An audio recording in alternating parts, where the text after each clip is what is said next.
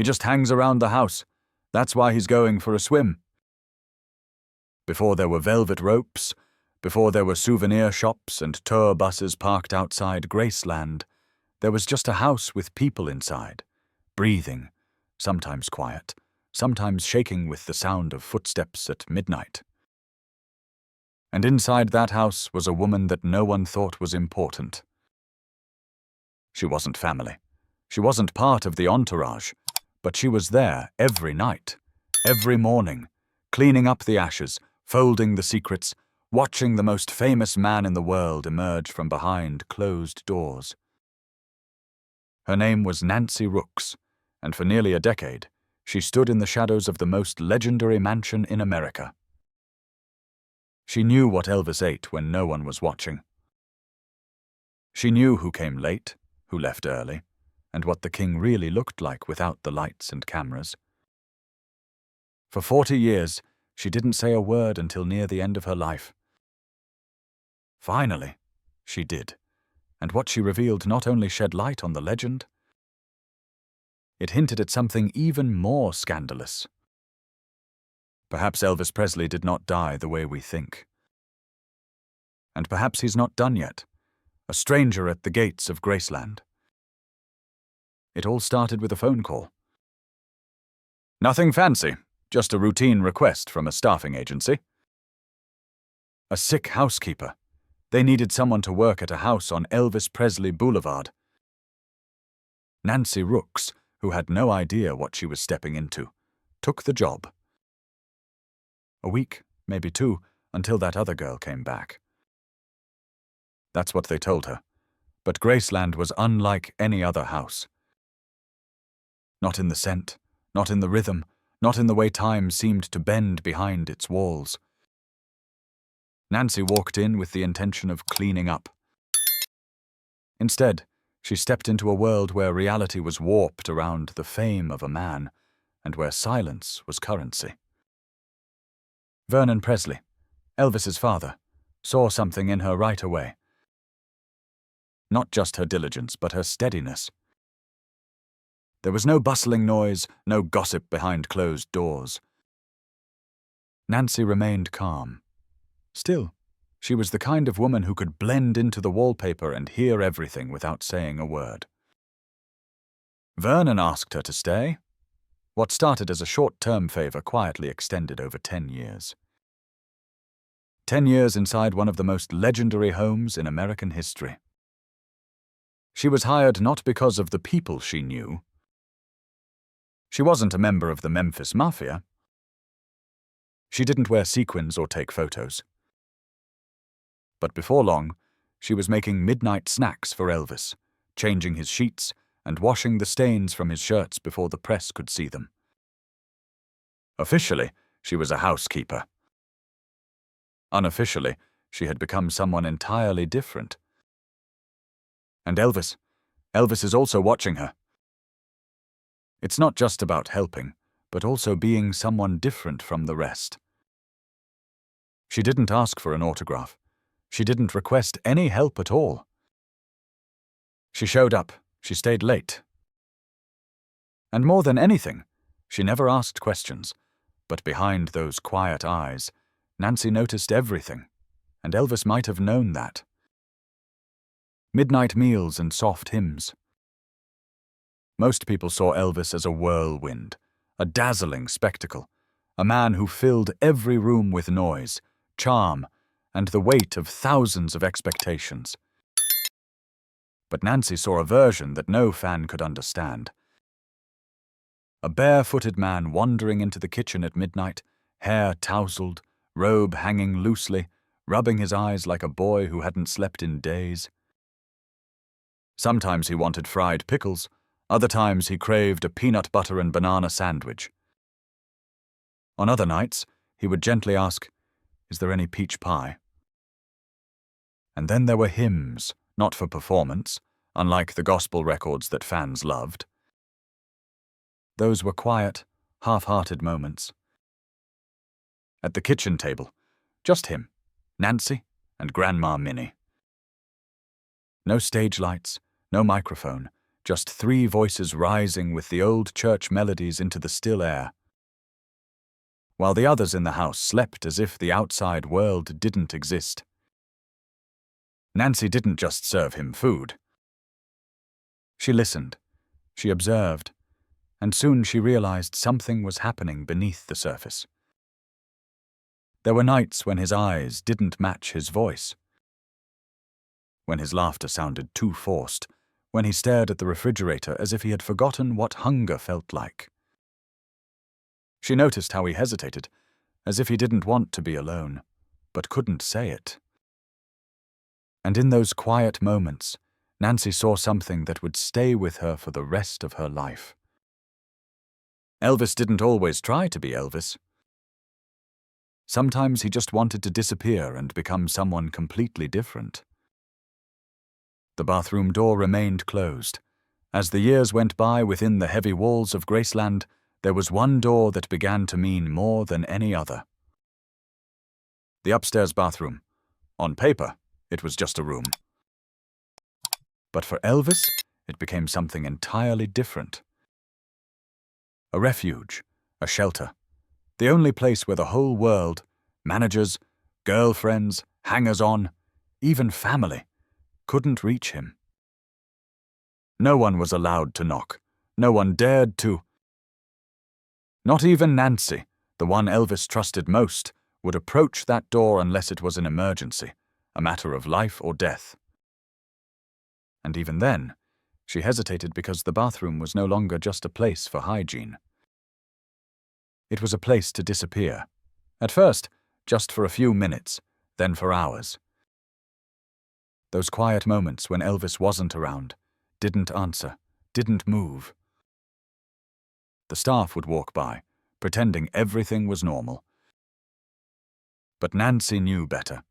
She began to follow the patterns, not just how long he stayed away, but also how different he looked afterward. Paler, slower, empty inside.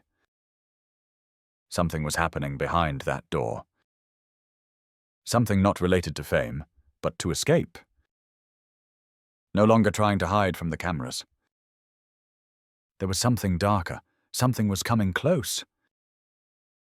And Nancy began to wonder if one day he might never come back. The last cup of water.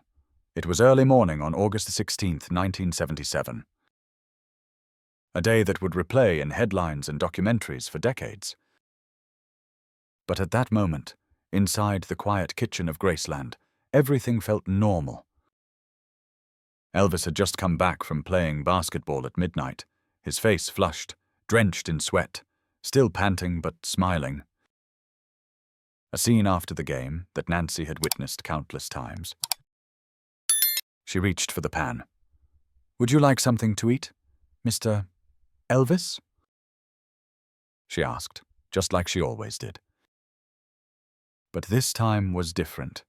He waved to her, not rudely, but with an unusual stillness. "No, I just want water." Nancy handed him the plastic pitcher, the kind they usually used for orange juice. And what she saw next never left her. Elvis didn't just take a sip. He drank as if he were parched, as if something inside him had burned out overnight. Like water couldn't cool him down. It helped him keep his spirits up. She thought maybe he was just too hot after the game. That was what she told herself. That was also what she said to Pauline when they both noticed how quickly he grasped it. But even then, something felt off. There was a glimmer in his eyes. Nancy couldn't explain it. A weight, a fog, almost as if he knew something was about to happen, something that no one else in the room could feel. And when he turned to go upstairs for the last time, Nancy didn't realize that was the last moment they would speak to each other. She had always kept it buried. For 40 years, Nancy Rooks remained silent.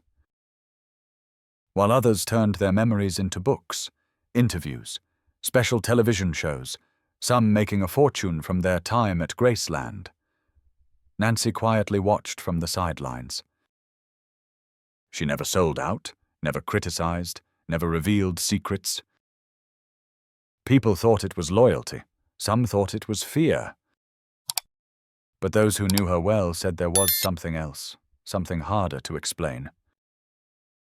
A burden, a promise, a truth too heavy to share with strangers. But time, as usual, began to weaken her. As her health declined, those memories became harder to carry. And in a rare moment, at a small, quiet gathering after the world had stopped asking, someone posed a simple question. If you could tell the world one thing about Elvis, what would it be? Nancy looked down at her hands. There was a long silence. Then she said, almost in a whisper, I don't think he died the way they say. That statement was not dramatic at all.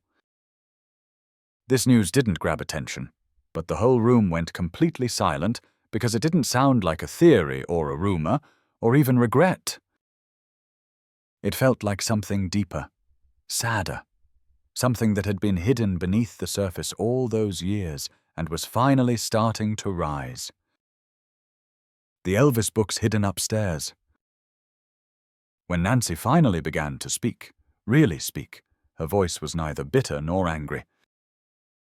Her voice was slow, hoarse, the kind of voice that had carried too much for too long. And what she revealed was not just about drugs, pain, or the final moments of Presley's life. It's something people never notice because they never bother to find out. Yes, there were drugs. Indeed, his body was bloated, his schedule disrupted, his energy erratic. But there was something else in the bedroom upstairs. Piles of books about healing, about meditation, about reincarnation, about God, about starting over. He wasn't just numbing himself. He was searching quietly and desperately. And then one night, in one of their rare private moments, he told her, I wish I could go back to being a man. Just a man somewhere quiet? Not a king, not a legend, not Elvis. Nancy didn't need to ask him what he meant. She could see it on his face. The exhaustion hidden behind the charm, the longing buried deep within. He wasn't trying to escape life. He was trying to escape being Elvis. And Nancy knew right then that he hadn't given up. He was still trying, but trying while the world wouldn't let him go. And deep inside, she felt afraid. He was running out of time to break free. The thing that woke her up, many years after Elvis passed away, Graceland still wasn't at rest, not for Nancy. She still worked the night shift long after the tourists had left and the lights had dimmed.